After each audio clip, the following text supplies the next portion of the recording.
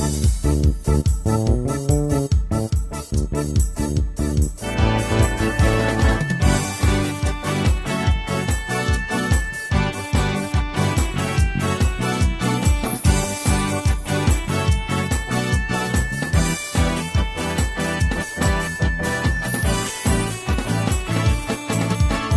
na at sumamba, magpasalamat sa ating Panginoon.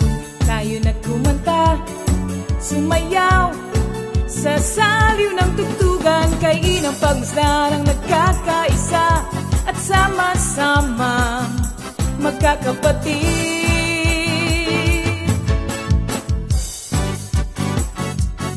Tayo na sumamba, kumanta. Tayo na sumamba, sumayaw kay Jesus. Tayo na at sumamba, magpasalamat sa ating Panginoon. Tayo na kumanta, sumayaw sa saliw ng tugtugan, kay inang pagmasdan ang nagkakaisa at sama-sama magkakapatid. Kay Jesus ang iyong problema, magdasal, maghintay, magtiwala. Sa oras ng pangangailangan, si Jesus ang katugunan. Si Jesus ang ating Panginoon, kailanman di kanya iiwan. Si Jesus ang ating Panginoon, kasama sa lahat ng oras.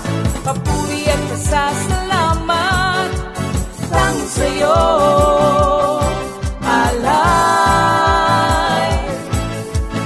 Tanging sa'yo, alay.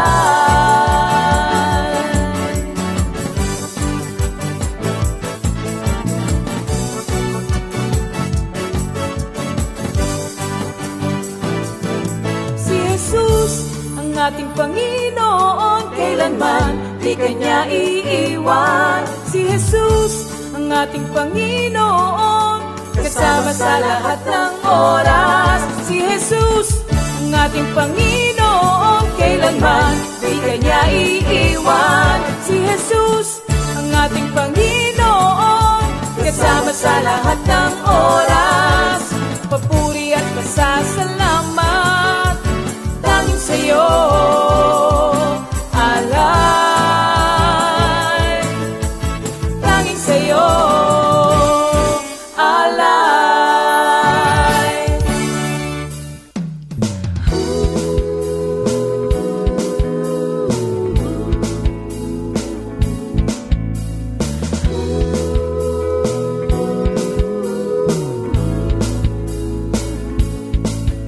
Pinagpalang buhay ang kaloob ng Diyos sa lahat ng tao.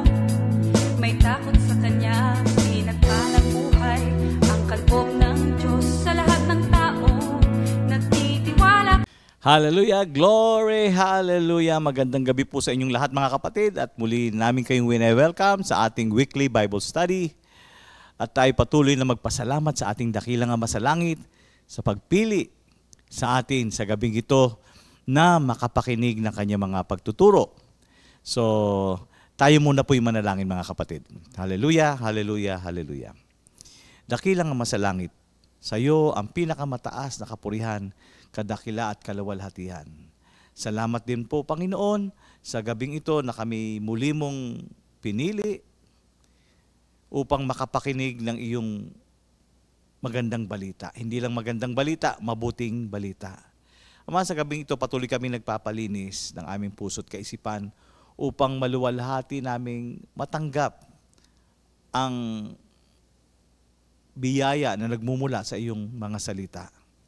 Ang salita mo'y banal, kaya pagigdapatin niyo po kami sa pagtanggap ng iyong mga salita. Lord, pagpalain niyo po ang lahat ng makikinig ng mga banal mong pagtuturo sa gabing ito. Give us the wisdom that we need that we'll be able to understand at hindi lang po maunawaan namin, magkaroon ng kapangyarihan sa buhay namin ito, upang ito ay maisa pamuhay namin at magbigay kaluguran sa iyo, Ama.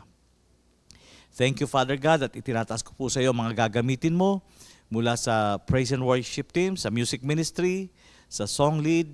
Panginoon, we ask for your double portion of your anointing. At ganun din po sa aming kapatid na gagamitin mo sa pagtuturo. Lord, bless his lips, put the words on his mouth, Father God, and we ask for your double portion of your anointing. Again, Father God, yours the highest praise, glory and honor, and thanksgiving. Ito ang aming samot dalangin sa matamis na pangalan ng iyong anak na si Jesus. Amen. Okay. Yan. Magandang gabi sa ating lahat po mga kapatid. At excited po ba tayo muli? Dapat lang na pagdating sa Word of God, nandun yung ating kasigasigan, excitement sa salitang ating mapapakinggan sa gabing ito. Sapagkat ang salita ng Panginoon ay ang ating kalakasan, ang ating gabay, patnubay, upang tayo makapamuhay ng naayon sa kalooban ng ating Diyos. Yan. May mga announcement po tayo mga kapatid. Patuloy po nating bisitahin ang ating YouTube channel, which is Comfy Media. At kung wala pa, gaya na lagi kong sinasabi sa inyo, tayo po'y magpagawa sa ating mga anak, sa ating mga apo, sapagkat panahon nila yan eh. Pagawa tayo ng account upang sa ganon, mabuksan natin ang account ng Comfy at makita natin ang mga past GMJ episode para mabalik-balikan natin yung mga lesson na gusto natin, Bible study, at siyempre kasama yung ating mga original songs, luma at up to this present time. Ano mga kapatid? Pero hindi na tayo bibili ng CD. Meron na dyan. Basta bisitahin lang natin. As long we have the internet, makaka-connect tayo at makakapakinig tayo ng mga awitin ng ating Panginoon that was originally given to us, to our community. Okay, next ay CSM Quarterly Fellowship. Ang team po ay A Heart of Worship. Ayan. Yan po ang isa sa palatandaan. Dapat na magkaroon ang bawat Kristiyano, magkaroon ng pusong laging sumasamba sa ating Panginoon. This will be on October 26 and it's a Sunday, 2:00 ng hapon. Dito po sa ating Comfy Parañaque Worship Center. Yan. At eto na, palapit na ng palapit ang ating celebration, ng ating 44th anniversary ng Comfy Family Affair and Early Christmas Fellowship, mga kapatid. On November 29 to 30, 2025 at Hotel Supreme Mall and Event Center, Baguio City. Ang team po natin ay Psalms 16 verse 11, In your presence, Lord. Yan. Thank you, Lord. At reminders po sa deadline ng ating registration and payment is on November 9, 2025, mga kapatid,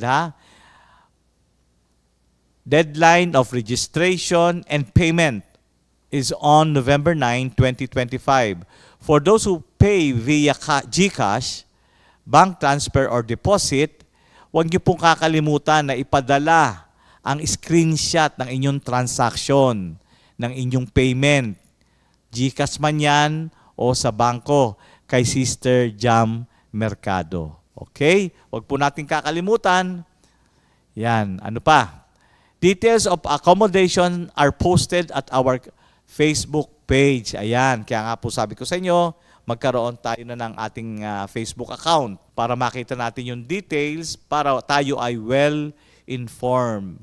And those who wants to check in on Friday, kasi ang atin ay Saturday, Sunday, ay gusto nyo mag-advance. So, Friday. So, ito po'y kanya-kanyang pabook po ito. Pero, para kayo maka-discount, sasabihin nyo doon sa hotel na kayo ay part of the celebration tomorrow Comfy. The password is comfy. Sabi nyo, comfy member ako. Yan. At kayo po ay makaka-avail ng discount. Details are also on our Facebook page. Ano ha? Okay, things to bring. Ayan, wag doon para hindi tayo ma-out of place. Kinakailangan tayo ay nakaayon sa kasuotan sa ating selebrasyon ng ating anniversary. Hoodie and activity clothes. Ano ha? Hoodie, of course, yun yung mga jacket na may taklob sa ulo. Hoodie. And sa gabi naman po ay naka-cocktail dress sa mga babae at suit naman sa mga brothers. And day 2, day 1 po yun, ha? Day 2, ito yung linggo. Ang attire po natin is something Christmassy, vibrant, and celebrative colors. And of course, meron tayong exchange gift. Ang amount, it depends upon your generosity. Ayan, wala pong amount yan. Depende sa inyong generosity. Ayan. Okay. And for bus inquiries, mga kapatid, para kung kayo, paano ba mag-reserve, paano ganyan? O, para wala na kayong problema, kontakin nyo si Sister Tata Nocum or Sister Josephine Nocum, ang wife ni Minister Elmer Nocum. Ayan. Thank you, Lord. Yan, so much for the announcement. Hinga-hinga tayo ng konti. Ito naman ang ating mga kapatid na nagse-celebrate ng special day. Happy birthday, October 22, 2020, 2025. Happy birthday, Sister Joy D. Ricafort, Sister Jackie Cosme, Sister Merly Solis. And happy anniversary, Brother June and Sister Pichi Kurameng. Ayan. Happy birthday and happy anniversary, mga kapatid. Enjoy your day. Brother Bong, pasok.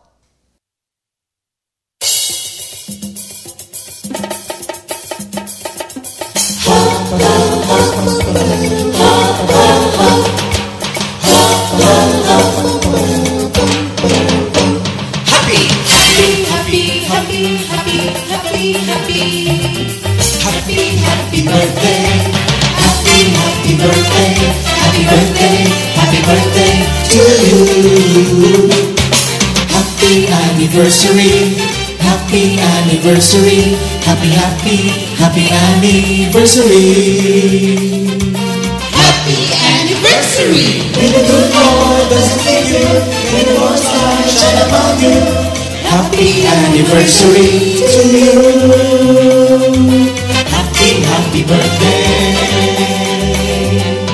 to you.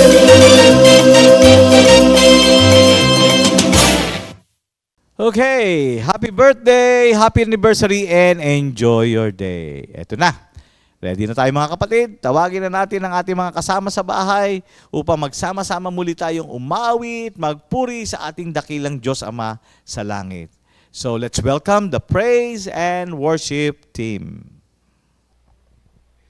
Good evening, everyone. Thank you, Jesus. Thank you, Lord. Ano po? Magandang gabi sa ating mga kapatid, North, East, West, South, Comfy Family. Welcome to our midweek Bible study. Praise the Lord!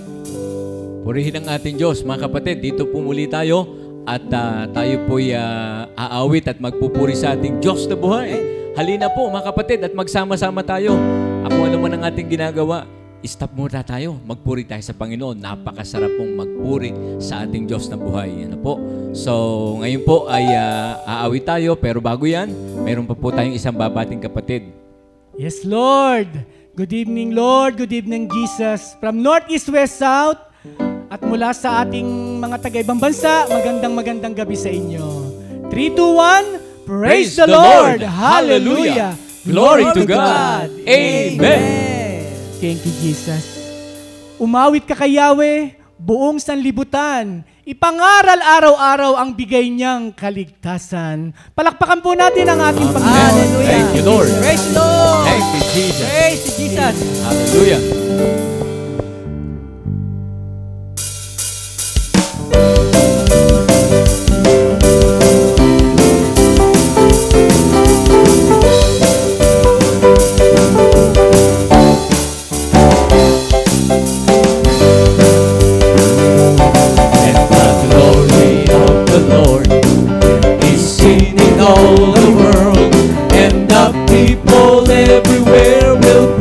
His name.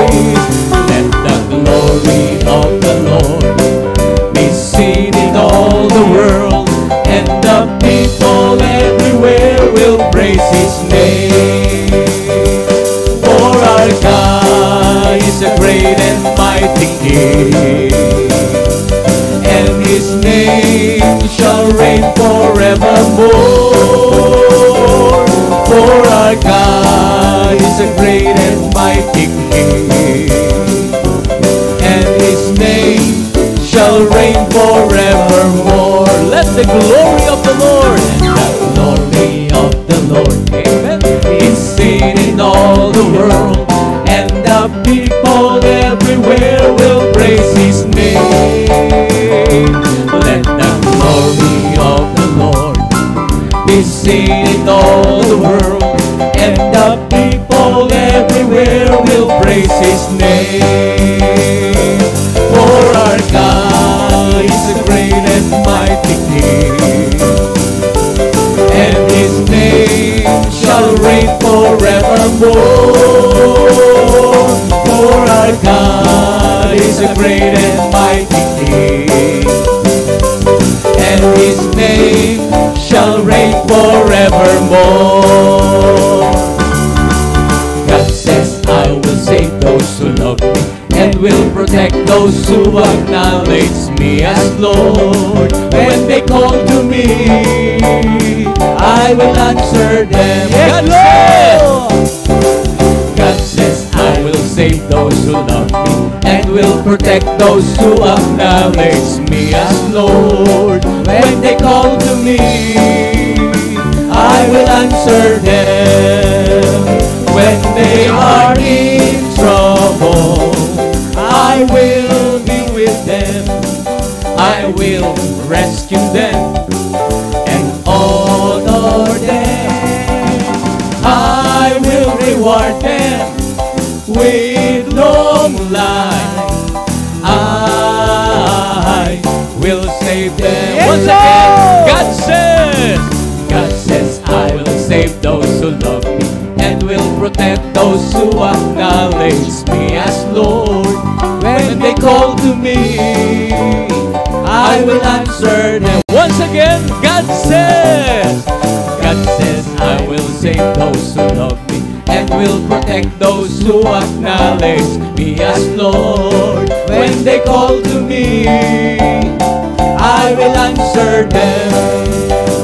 When they are in trouble, I will be with them. I will rescue them, Lord, and honor them. I will reward them with long life. I will save them. I will save them. I will save them. I will save them. Praise the Lord. Hallelujah. Thank you, Lord. Thank you, Lord, sa inyo po mga pangako sa amin na kami po'y patuloy niyong ililigtas. Kami ligtas na, inililigtas, at ililigtas pa. Thank you, Lord. Patuloy po tayong sumamba sa ating Diyos na buhay, at patuloy nating hintayin ang Kanyang pagtulong sa atin na Kanyang mga anak. Tunay po na napakasarap damhin ang Kanyang pagtulong sa ating lahat. Kaya tayo po ngayon ay patuloy na sumamba. Let us lift up our hands to God. Awitin po natin ito, I wait patiently for God to save me, to save us. Thank you, Lord.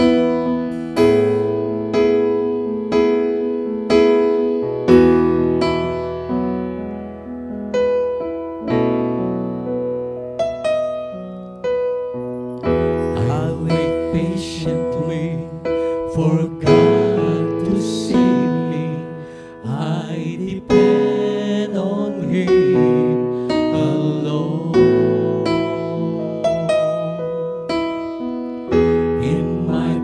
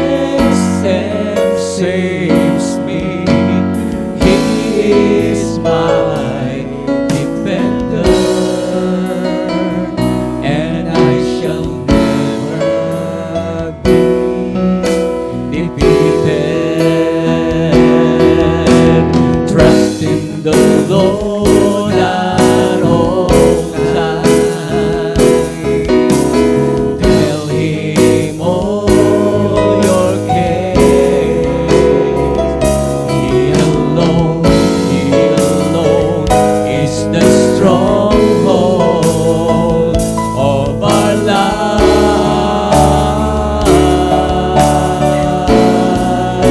I depend on God alone. I put my hope in Him. He alone protects and saves me. He is my defender, and I shall never be defeated.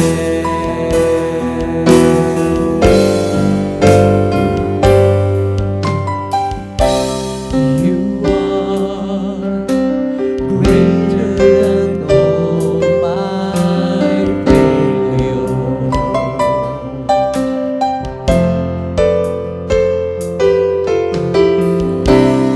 You are the author of all creation.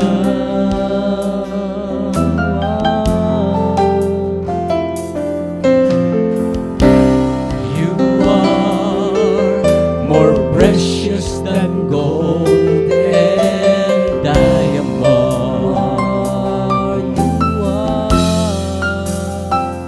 Oh, you are the greatest of all. What an awesome God! What an awesome God we serve, we serve. What an awesome God we serve.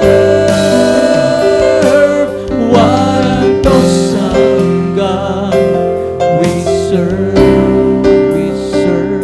Jesus, Jesus, Jesus. What an awesome God we serve.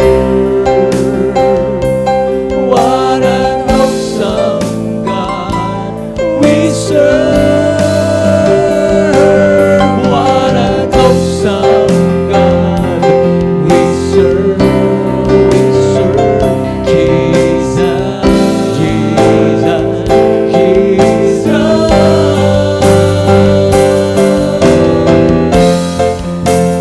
Mountains will be shaken, and the earth will fade away. Still you remain, still you remain. What an awesome God we serve. What an awesome God we serve. What an awesome God we serve. What an awesome God we serve. We serve Jesus, Jesus, Jesus. What an awesome God we serve. What an awesome God we serve.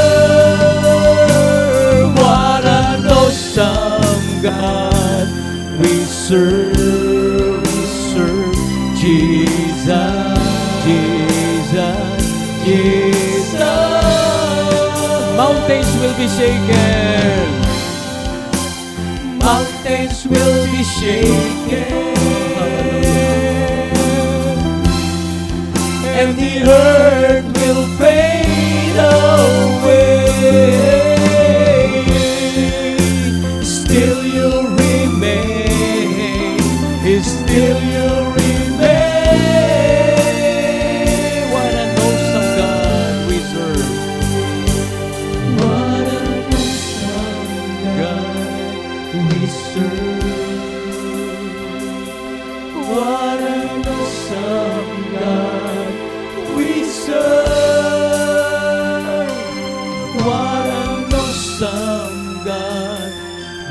serve. Jesus, Jesus, Jesus. What an awesome, what an awesome God we serve, we serve. What an awesome God we serve. What an awesome God we serve, we serve. Jesus, Jesus, Jesus.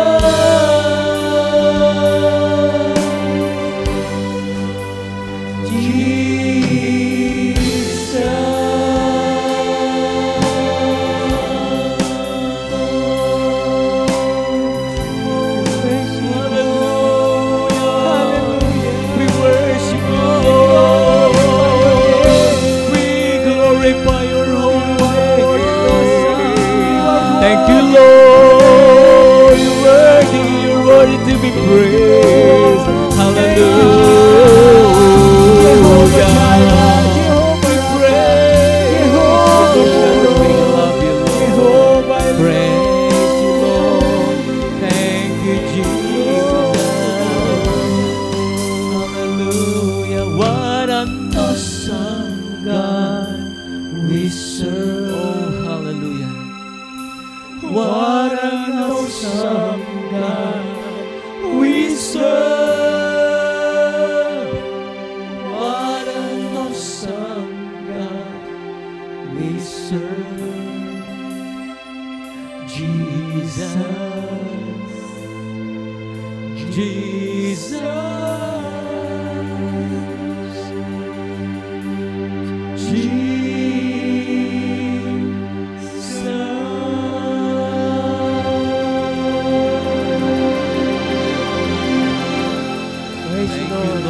Thank you, Jesus. Glory to you, O Awesome. God. Hallelujah. Thank you, Jesus. We love you, Lord. We praise you. Hallelujah. Amen. Amen. Glory, glory, hallelujah. Thank you, Lord. Praise the Lord. Glory to God, mga kapatid. Napakasarap talagang umawit at magpuri sa ating Panginoong Diyos. Yan talagang ating propesyon, mga kapatid. That's the very calling nating lahat ng mga tinawag at pinili ng ating Panginoon. Umawit, magpuri sa ating dakilang Diyos. Now, to start with chapter 3, sa series on the book of the Galatians, let us welcome my co-patriarch, co-minister, Minister Boy Salvacion. Let's welcome our brother. Hallelujah. Thank you, Lord, that mabigyan ng muli ng pagkakataon. Magandang gabi po sa inyong lahat.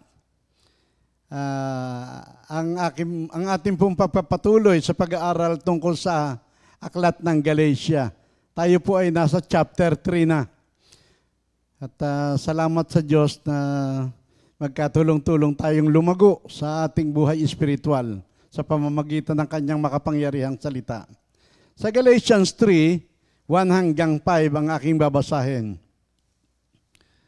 Nahihibang na ba kayo, kayong mga taga-Galatia? Sino ang nakagayuma sa inyo? Maliwanag na ipinahayag sa inyo ang pagkamatay ni Jesucristo sa krus. Ito lamang ang ibig kong malaman sa inyo. Tinanggap ba ninyo ang Espiritu dahil sa pagsunod sa kautusan o dahil sa inyong pakikinig at paniniwala sa mabuting balita tungkol kay Kristo? Napakahangal ninyo. Nagsimula kayo sa Espiritu at ngayon magwawakas sa laman. Wala na bang halaga sa inyo ang naging karanasan ninyo? Marahil naman ay mayroon. Bakit ba ipinagkaloob sa inyo ng Diyos ang Espiritu? Bakit ba siya gumagawa ng mga himala? Dahil ba sa inyong mga gawa ayon sa kautusan o dahil sa inyong paniniwala sa mabuting balita?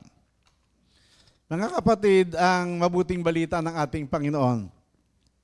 Purihin ka, aming Ama, mula po sa mga talatang nabasa at aming narinig. Ikaw po ay malayang makapagpahayag.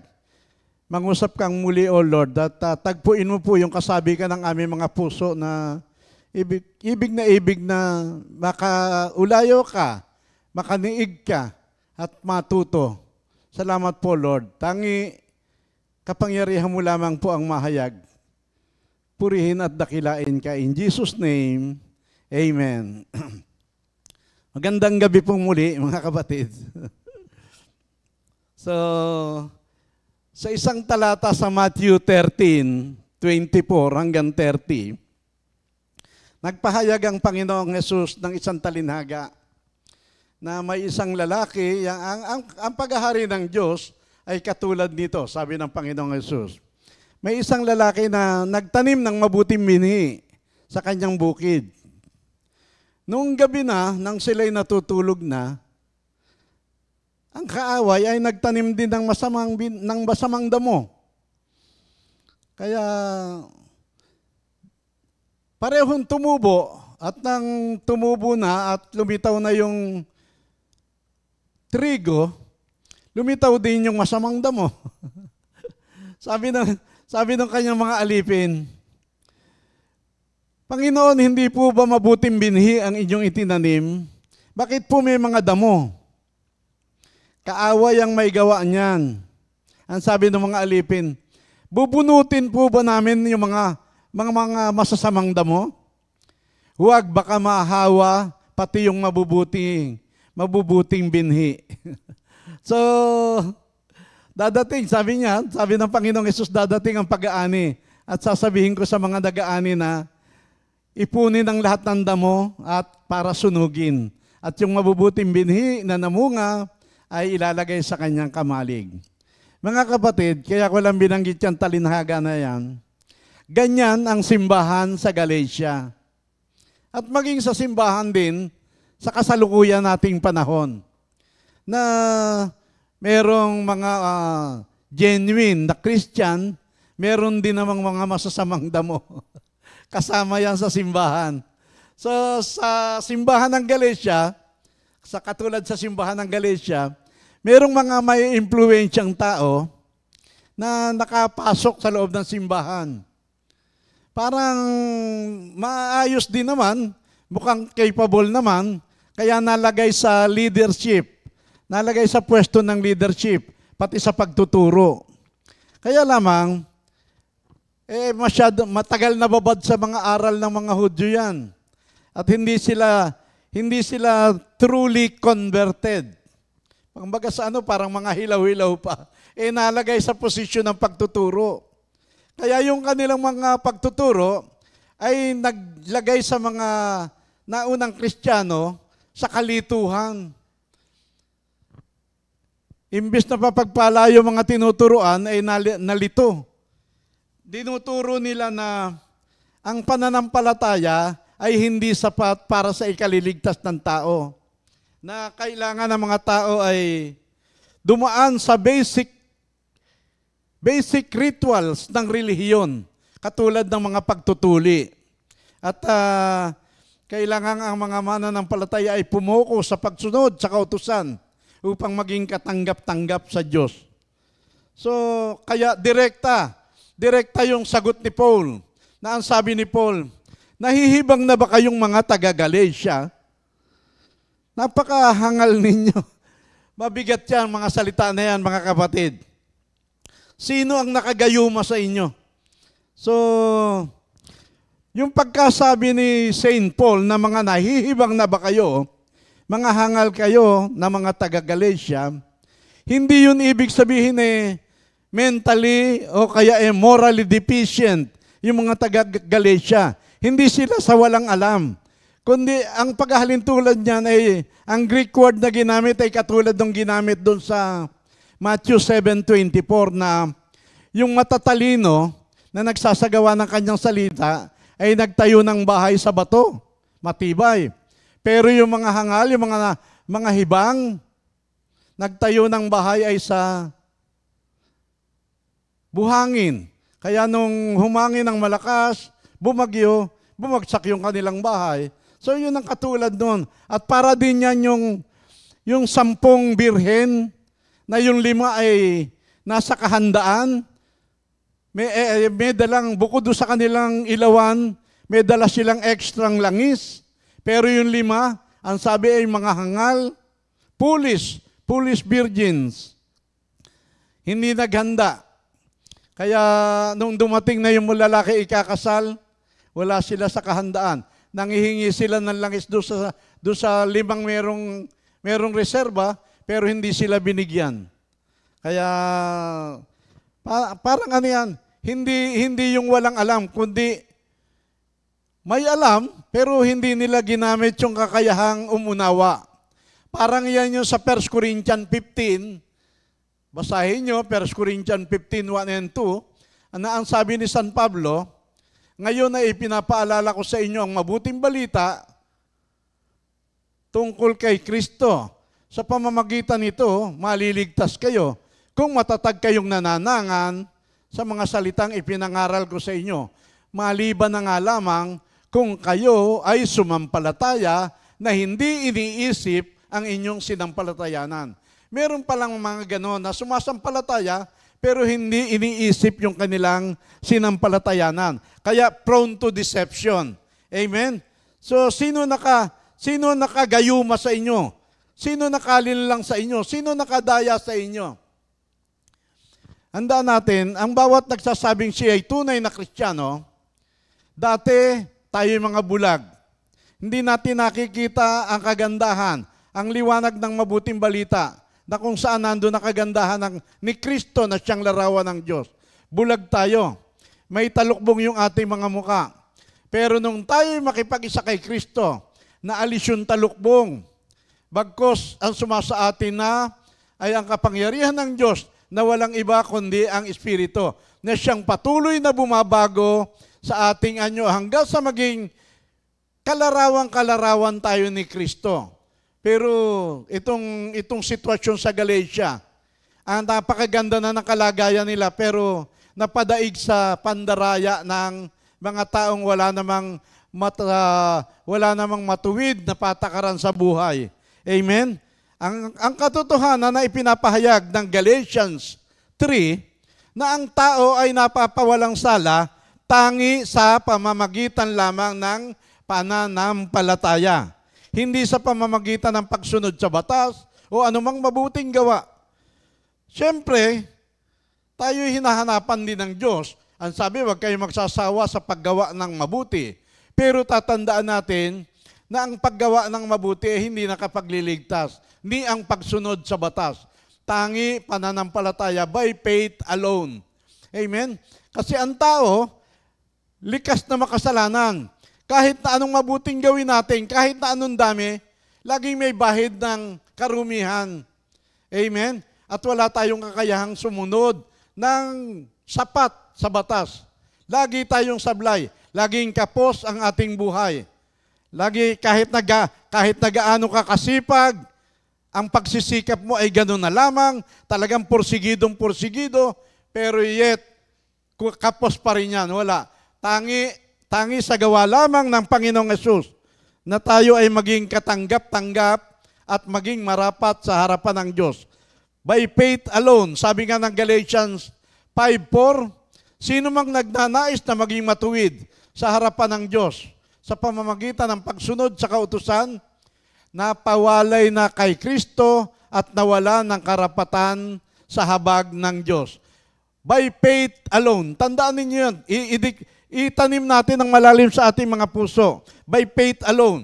Si San Pablo ay nagpahayag, sabi niya, alam na alam ko na itong aking mga kababayan, nais na nais din nilang maligtas, pero mali ang kanilang batayan. Gawa sila ng gawa ng sarili nilang pamamaraan. Romans 10:1-4 yung aking binabanggit. Gawa sila ng gawa ng sarili nilang pamamaraan sa halip na sundin ang pamamaraan ng Diyos.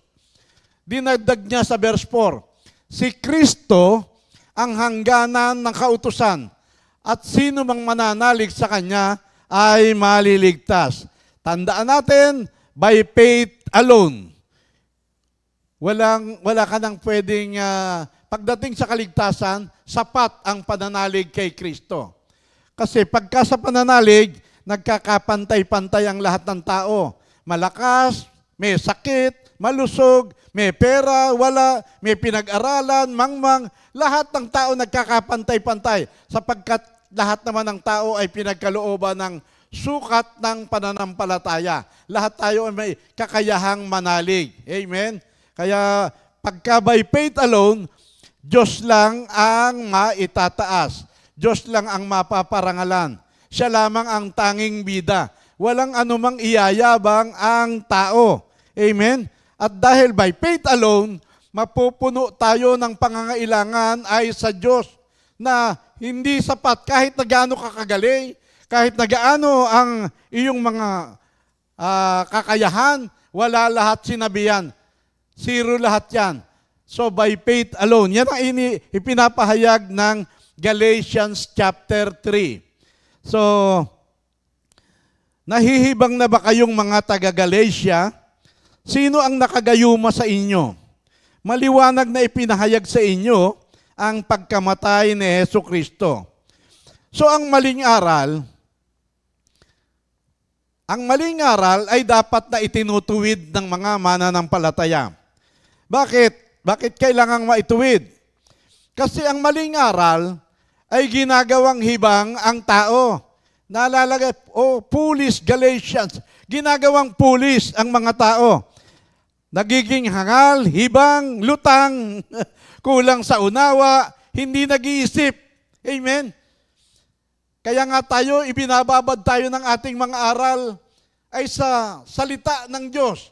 Ang sabi ng 2 Corinthians 10, 4 and 5, ang sandata natin ay hindi sandatang makasanlibutan, kundi may kapangyarihan ng Diyos. Ito lamang ang may kakayang iguho ang lahat ng mga maling aral na ating natatanggap sa buhay. Amen? Inaalas niyan ang lahat ng mga pagmamataas laban sa Diyos, lahat ng mga pamimiloso po, tinatanggal lahat niyan. At ang maganda, ang salita ng Diyos, kaya niyang bihagin. Pagka nahayag, kaya niyang bihagin ang lahat ng isipan patungo sa pananalig kay Kristo. Amen? Kailangan, para maalis tayo sa maling mga aral, manatili sa nasusulat. Ang sabi ng 1 Corinthians 4:6. Amen?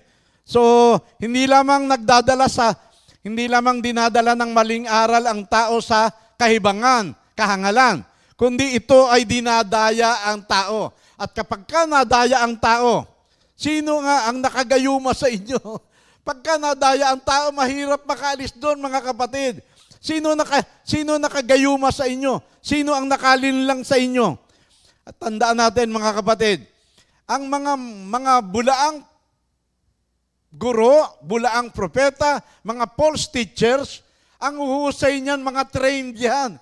Hindi pwedeng maliitin ang kakayahan niyan, mga kapatid.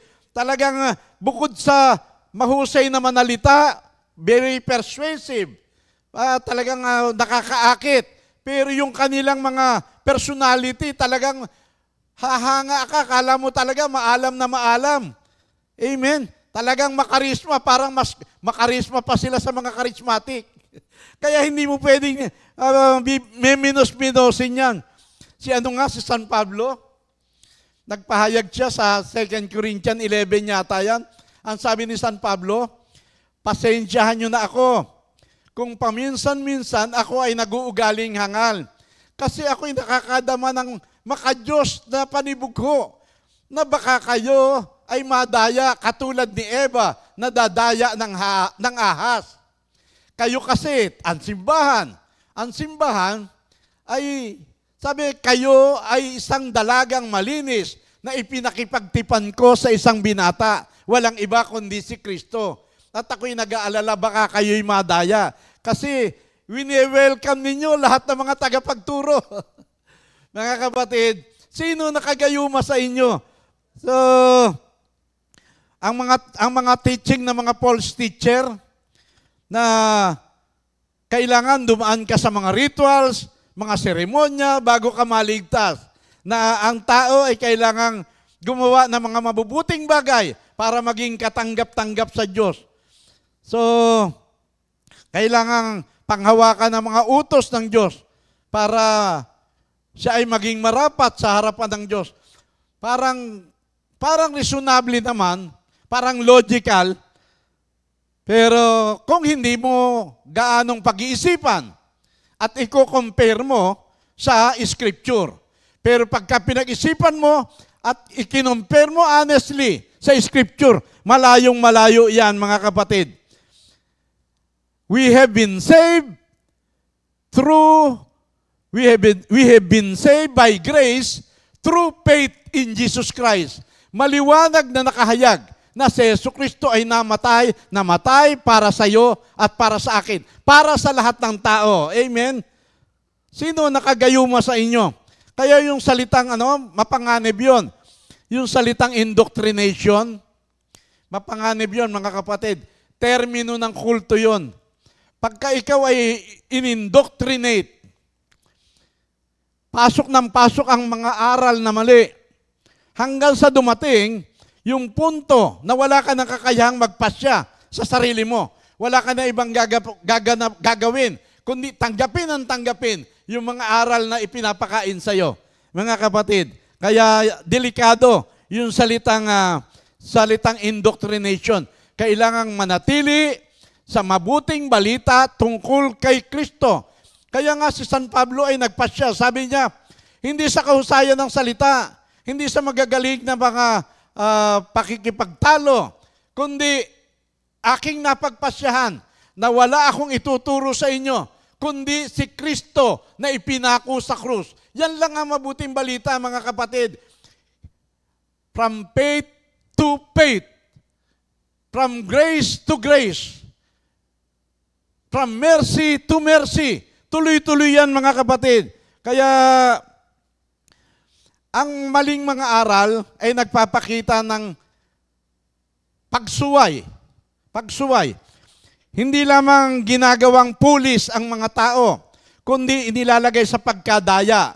At nagpapakita yan. Ang maling aral, pinapahayag niyan, inilalantad niyan na ang tao ay disobedience, masuwayin, hindi sumusunod sa katotohanan. Nagsisikap na maging kalugod-lugod sa Diyos sa pamamagitan ng kanyang sariling pamamaraan. Amen? At yan ang binanggit ko kanina sa Romans 10, 1 hanggang 4. Amen? Gawa ka ng mga religious ritual sa harip na magtiwala ka ng gusto ay sa makapangyarihang gawa ng Panginoong Hesus sa krus. Tandaan natin, sa krus, ginawa ng Panginoong Hesus lahat ng marapat para sa tao. Hindi lamang siya namatay para tayo magkaroon ng buhay. Siya ay nahubaran, nalagay sa labis na kahihiyan upang tayo makapamuhay ng marangal. Si Jesus, na bagamat siya'y mayaman, ay nagpakadukha upang tayo ay makaranas ng buhay na angat. Hindi lamang angat sa moral, angat sa spiritual, kundi angat sa kabuhayan. Amen? Financially, hindi lamang stable, kundi sobra-sobra. Maranasan nawa nating lahat yan, mga kapatid. So, ang maling aral, dinadala tayo palayo kay Kristo. Amen? Kailangan tama ang aral na tinatanggap. Kailangan itinutuwid yan. Clearly and plainly. Pinakasimpleng paraan at malinaw, ipinapahayag ni San Pablo na si Kristo ay namatay sa krus para sa iyo, para sa akin, para sa lahat ng tao. Malinaw at simple. Para bang, kumbaga sa sa pangangaral ni San Pablo, para kang present doon sa panahon na ipinapako ang Panginoong Hesus.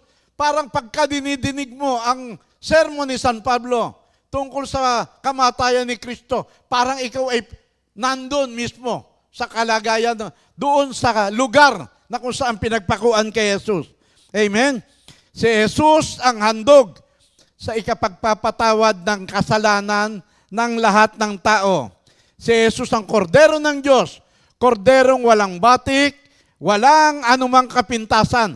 Kaya marapat siya na manunubos, tagapagligtas ng lahat ng tao.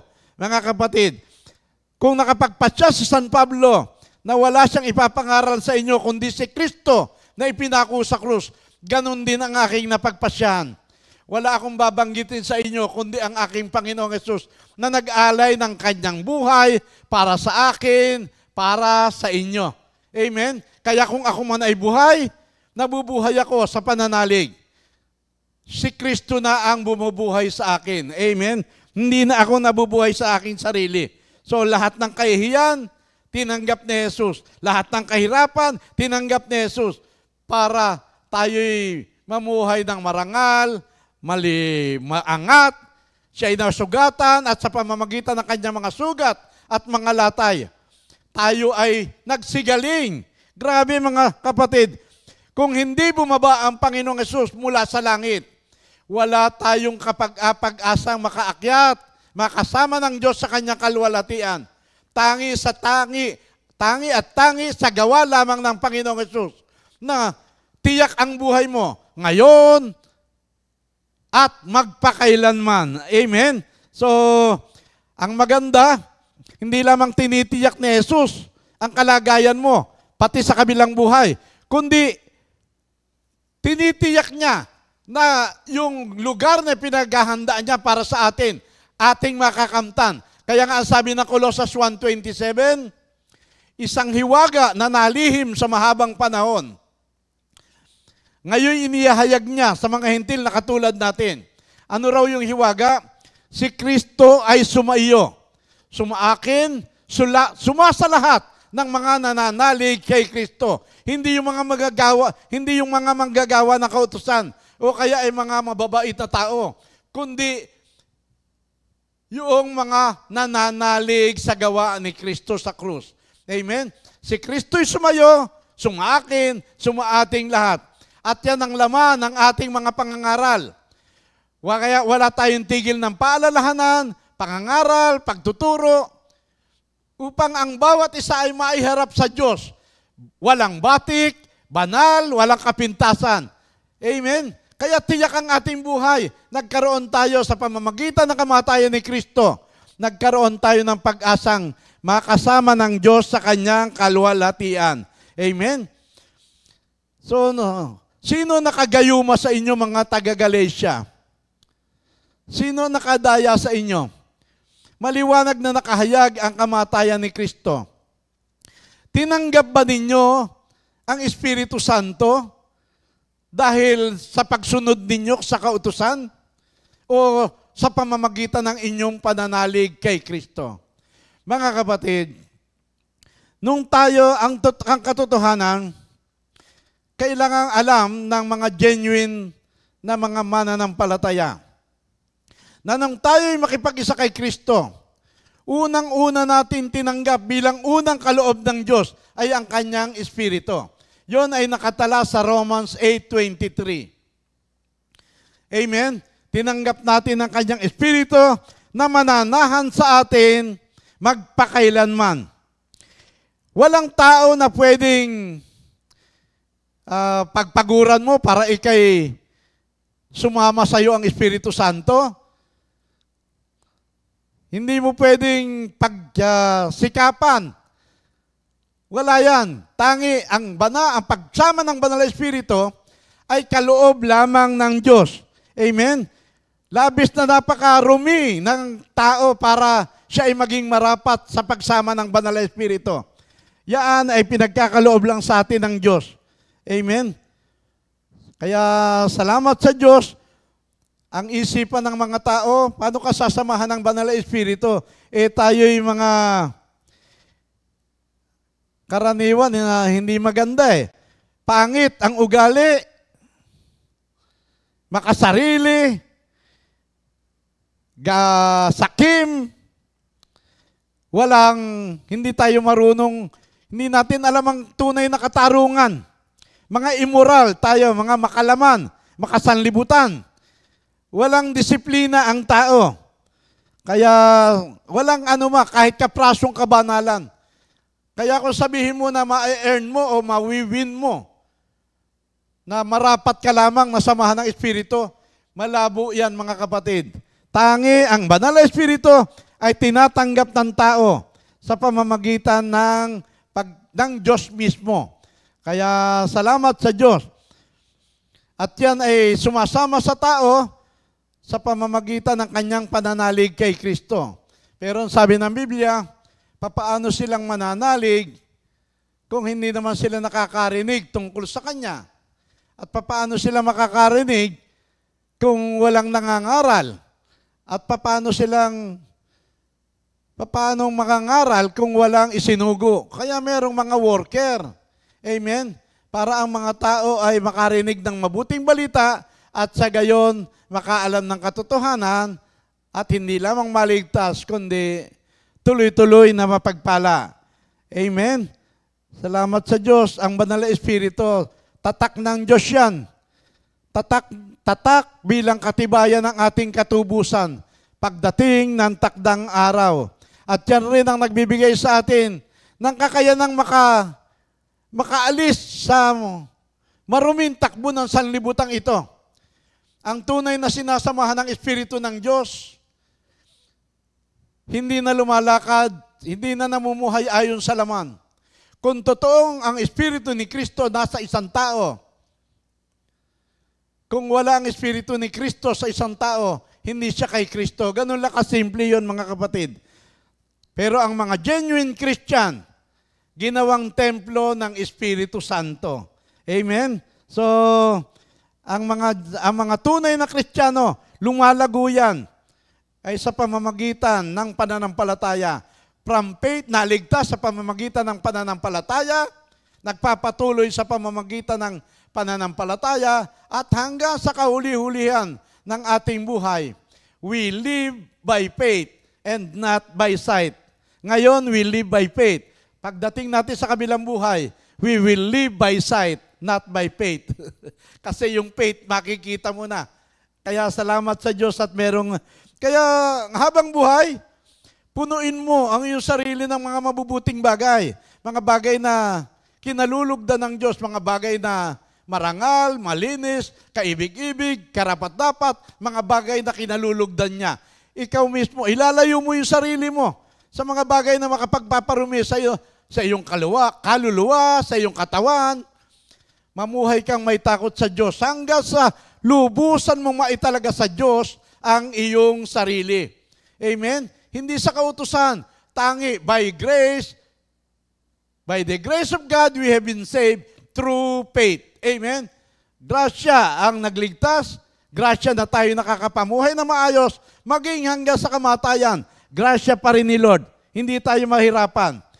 In Him we live, in Him we move, and in Christ we have our being. Amen? Kaya kahit sa mga oras ng mga pagsubok, hindi tayo gaanong natitinag.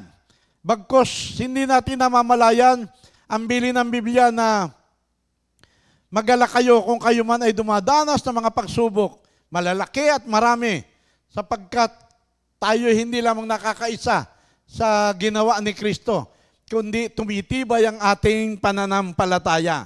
Amen? Sino mang nagnanais na mamuhay na matuwid bilang tagasunod ni Kristo, dadanas talaga ng mga tiisin at mga pag-uusig. Pero take note, sa taong matuwid, masuliranin man, ang dami man pagsubok, sa tulong ni Yahweh, agad naiibsan. Amen? Pinagkaloob sa atin ang karapatang makapaglingkod. Hindi lamang ang manalig, kundi ang magtiis din naman. Amen? At kayang-kaya ni Lord yan na sumasa atin. Ang mahalaga, mapanghawakan mo yung kaugnayan mo sa Diyos, yung kaligtasang natanggap mo.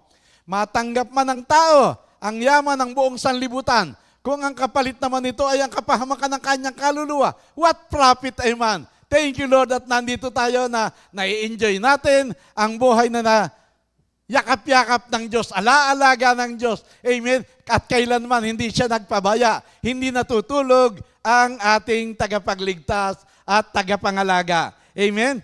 Katulad ni San Pablo, kahit nakatakot-takot ang problema ang dinaanan, pero yung kanyang expectation na natiling high. Amen? Yung kanyang pag-asa hindi nabawasan. Talagang pag-asa at tiwala, yung kanyang confidence. Ang sabi ng Biblia, do not throw away your confidence. Si San Pablo iba, hindi siya nag-isip na throw away, kundi talagang higit niyang pinagyaman. Ganon din tayo mga kapatid. Kung ibig mo ba, para sa akin, si Kristo ang buhay at sa gayon maging ang kamatayan ay pakinabang. Mga kapatid, tandaan natin, sa lahat ng nananalig, ang sabi ng John 14 verse 12, sa mga nananalig, makagagawa ng mga bagay na ginawa ko at higit pa. Panghawakan mo yan. Hindi lamang sa kaligtasan, kundi sa pangkasalukuyang buhay. Ang sabi ng Mark 16:17 hanggang 18, hindi ko nga lang na ganong nasuri yung salita. Pero ang nakasulat doon, sa lahat ng mga nananalig, makagagawa ng mga himala, mahawakan ng kanilang mga kamay ay gagaling. Makadampot man sila ng ahas, hindi sila makainuman ng lason. Baliwala lang sa kanila. Mga kapatid, tayo ay mga mananampalataya. Ang pananalig natin, walang iba. Wag mo i-wave. Wag mo i-misdirect. Tangi kay Kristo. Kaya nga tayo ay mga Kristiyano. In Jesus' name. Amen.